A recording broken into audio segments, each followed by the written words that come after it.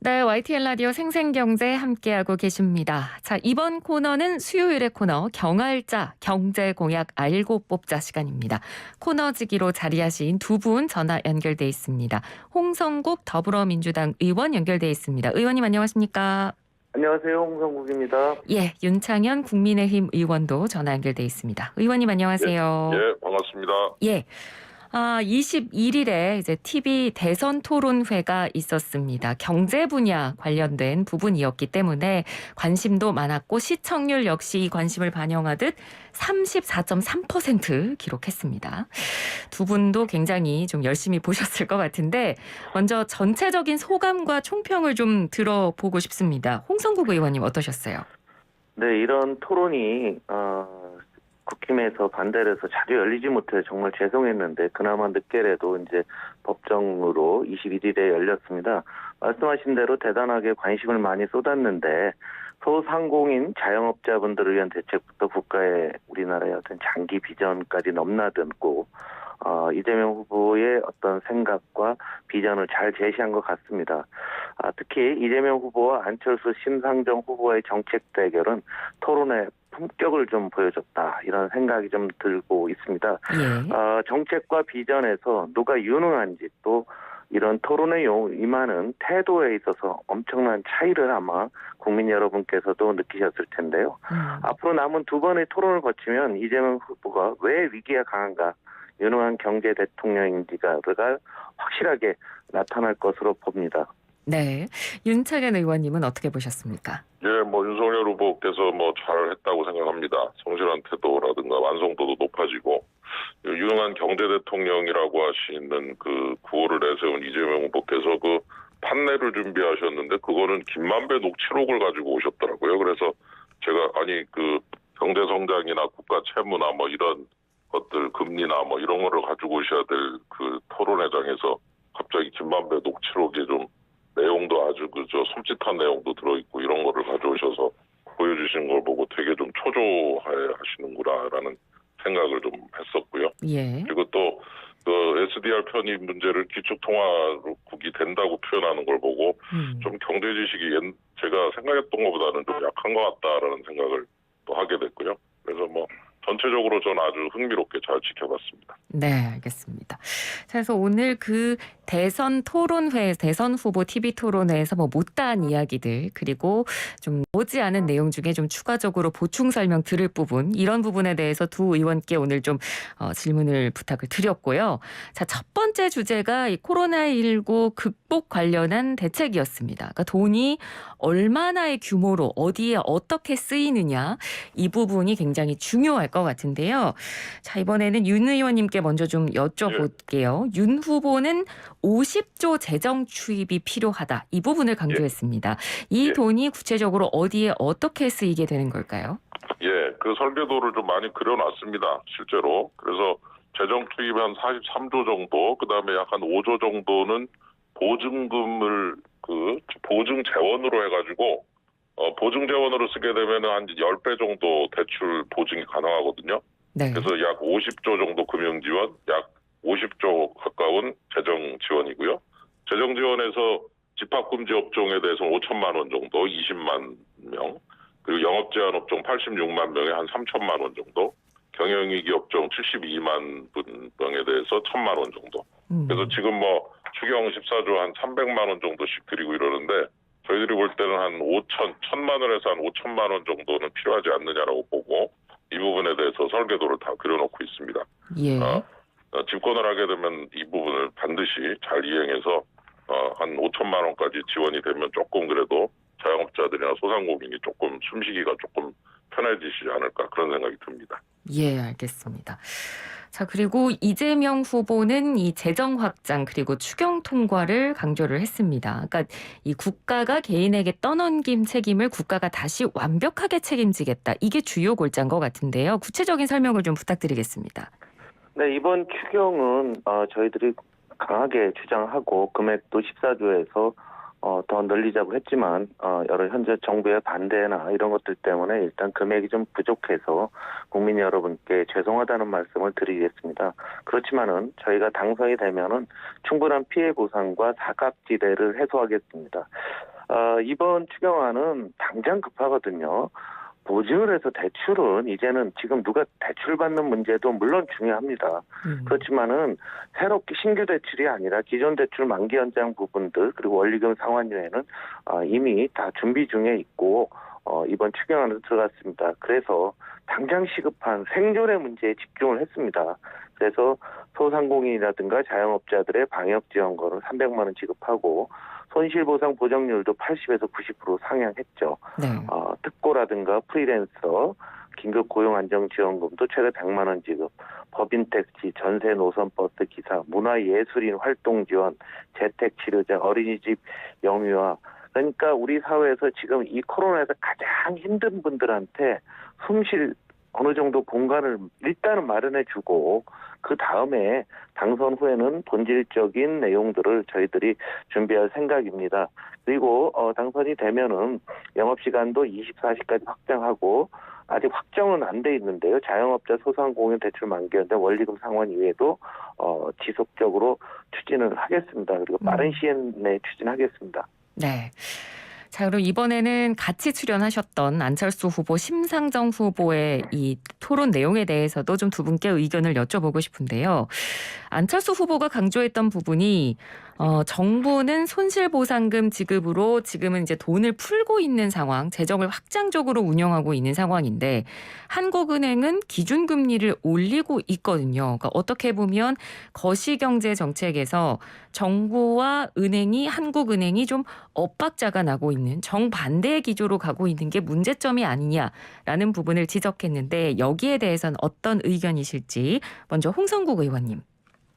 네, 그 내용은 사실은 국회 정무위에서 함께 출연하신 윤창현 의원님이 여러 번 말씀하신 내용입니다.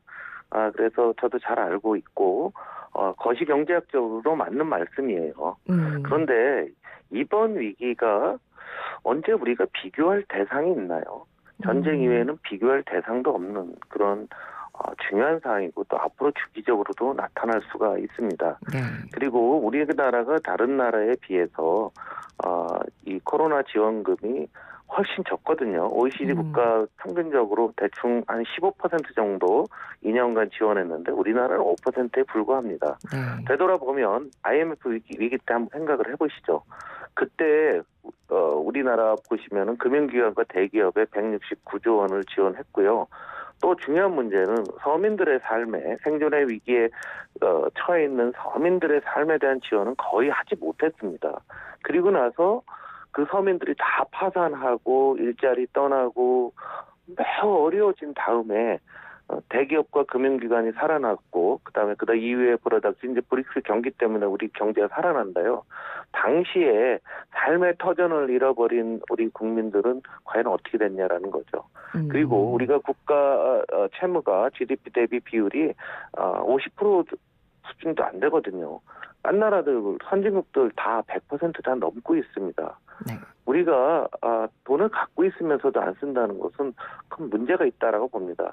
이론적으로는 그렇지만 이론을 벗어나서 생존의 위기에서는 이런 이론들은 걷어치우고 일단 살고 봐야 된다라고 생각합니다. 네, 그러니까 거시경제 정책에서 뭔가 반대의 기조로 가고 있다라는 이론적인 부분은 맞으나 사실 지금은 그런 이론을 따질 상황이 아니다. 그만큼 비교 대상 없는 전무후무한 상황이므로 이런 식으로 가는 기조를 보이고 있다라는 의견을 주셨고 이에 대한 윤창현 의원님 생각은 어떠신지요? 예, 그 안철수 후보께서 뭐 전체적으로 맞는 말씀을 하셨다고 생각이 들어요. 그러니까 이제 지금 뭐 홍 의원님께서 이제 이렇게 재정의 필요성을 얘기하셨는데 저도 동감합니다. 재정 쪽에서 당연히 확장 정책을 통해서 코로나 위기에 힘들어하시는 분의 보상도 해드리고 여러 가지 지원을 해야 된다는 것에 동의하고 다만 이제 문제는 금융인데요. 지금 금융정책을 우리 금융위원장 임명될 때부터 저희들이 청문회도 하고 했지만 가장 중요한 것은 지금 금융정책의 핵심이 부동산 집값 잡기에 혈안이 돼 있다는 거죠. 네. 사실 이 집값 잡기라는 것만 아니면 사실 금융 조금 속도 조절하면서 좀 충분하게 돈줄을 좀 죄는 속도 같은 거 조절하고 돈줄 제기를 하고 금리 올리면은 돈줄이 죄는데 금리 1% 오르면은요 이자가 한 12조 들어가거든요. 그러면은 금리 1% 12조면은 재난지원금 아무리 줘도 그거 받으신 우리 자영업자들께서 저 은행에다가 이자 내면 끝입니다. 네. 그러면 은행만 신나는 거고 지금 은행들이 지금 저 성과급 잔치를 하고 있습니다 지금. 그래서 참 그 볼상사나운 일이죠. 그 재정은 풀고 있는데 그 돈 받으셔가지고 이자들을 내고 계시고 이자는 잔뜩 은행이 받아가지고 자기들 그 성과급 잔치하고 있다. 이런 거를 좀 시정을 해야죠. 그래서 재정을 풀지 말자는 것이 전혀 아니고 재정 풀되 이 금융 쪽에서 금리 올리고 돈줄 죄는 속도를 좀 줄여가지고 우리 그 자영업자들께서 재정으로도 지원을 받으시고 금융 쪽에서도 압박이 없어지고 이래야 이게 저 코로나 극복에 도움이 되는데 금융을 갖다가 집값 잡기 쪽으로 해서 대출 총량 규제를 해버리니까 굉장히 힘들어지거든요. 제대로 된 네. 금융 서비스도 못 받고 그래서 저는 이 엇박자의 문제에 있어서 부동산 정책의 실패가 금융 정책에서 대출 총량 규제로 나타나서 결국 재정에서 확장 정책으로 풀려진 돈의 효과를 반감시키고 있는 이런 그 모습 이거는 정말 안타까운 모습이다. 이런 부분을 지적드리고 싶습니다. 네, 돈줄을 죄는 데는 속도 조절이 좀 필요한 것 같다는 예. 의견을 주신 것 같습니다. 자, 그리고 주식 양도세 관련된 이야기도 나왔습니다. 심상정 후보가 했던 얘기인데 윤석열 후보는 이제 주식 양도세 폐지에 대해서 공약을 내걸었고 이에 대해서 심상정 후보가 삼성 이재용 일가 감세법 아니냐 이렇게 굉장히 직설적으로 질문을 던졌거든요. 이에 대해서 윤 의원님께서 좀 하실 말씀이 있으실 것 같은데요. 뭐 길게 뭐 말씀드릴 사항이지만 뭐 너무 시간이 없으니까요. 네. 우선 비상장 주식은 양도세가 유지되고요. 그다음에 상속세하고 증여세는 확실하게 그 유지가 됩니다. 그러니까 심상정 후보께서 그 무슨 견칙 상속 얘기를 하셨는데 그 상속이 되는 부분에 대해서 정확하게 상속세가 부여되기 때문에 지금 양도세하고 혼동하시고 계시는 것 같은데 양도세는 상속세하고 다르다. 상속세는 확실하게 거둔다. 그러면 결국 이 공약의 핵심은 양도세 없는 상장 주식 시장이다. 그럼 당분간 이걸 유지를 함으로써 수요 기반이 확충이 되고 자금 유입이 들어오면은 주가가 뜨고 코리아 디스카운트가 해결이 되면서 개미들도 이익을 보고 그 개미들도 양도세를 안 내니까 개미 감세 효과도 생긴다는 거죠. 그래서 이거를 뭐 계속해서 하겠다는 건 아니고 당분간 상장 주식 시장에 대해서만 양도세를 없앨 경우에 결국은 자연스러운 부양 효과가 생기면서 여러 가지 면에서 긍정적 효과가 기대된다. 그러므로 그 긍정적 효과가 크니까 당분간 이런 그 부분을 폐지하는 쪽으로 가자. 이것이 이 공약의 핵심이니까 자꾸 부자 감세로 얘기하시는데 개미 감세다라는 것을 분명히 지적하고 싶습니다. 예. 자, 그리고 이재명 후보는 증권거래세 폐지를 공약으로 발표를 했습니다. 지금 뭐 시장에서는 이게 양도세냐 증권거래세냐 이거를 지금 두 가지를 놓고 비교 분석하는 그런 모습들도 많이 보이는데 주식시장을 위해서 왜 양도세가 아닌 거래세 폐지가 더 좋은 해법인지 홍 의원님께서 좀 설명을 해주실까요? 투자가 입장에서 본인의 자산이 얼마냐에 따라서 생각이 틀릴 겁니다. 아무래도 슈퍼개미라고 하는 돈이 많으신 분들은 양도세를 폐지하고 거래세를 유지하는 게 좋을 거고요. 반면에 소액 투자가 우리가 개미 투자가라고 하는 소액 투자가 입장에서는 양도세가 거래세를 안 내니까 양도세를 제도를 도입하는 것이 훨씬 날 수가 있겠죠. 그런데 통계를 보게 되면은 양도세를 내야 하는 개인 투자가는 전체 투자가의 약 2.5%인 15만 명에 불과합니다. 그 얘기는 뭐냐면은 15만 명은 양도세를 낸다. 이분들이 부자라는 얘기죠.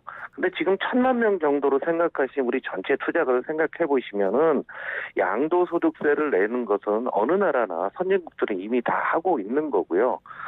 그래서 우리 투자가들이 투자를 이익이 5천만 원 이상이 되는 경우는 원금이 얼마가 돼야 되겠습니까? 5천만 원, 10% 수익 나려면 5억이 있어야 될 거고요. 네.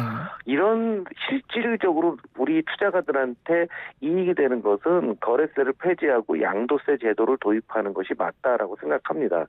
그래서 미국 등 선진국들이 거래세를 없애고 양도세를 도입하는 이유도 소액 투자가를 보호하기 위한 그런 조치고요. 주가가 폭락한 대만의 사례를 말씀드렸었는데 그 당시에 대만은 금융실명제가 도입되지 않았습니다. 그래서 시장이 불투명한 상황에서 이렇게 되게 되면은 오히려 시장이 제대로 작동하기 어려운 측면들이 있거든요. 그래서 이건 아닌다고 생각하고요. 네. 그래서 윤 후보가 주장하시는 거는 이 주식시장의 현실을 잘 모르시거나 아니면 부자들의 세금을 깎아주겠다는 정책이 아닐까라는 생각입니다. 예, 알겠습니다.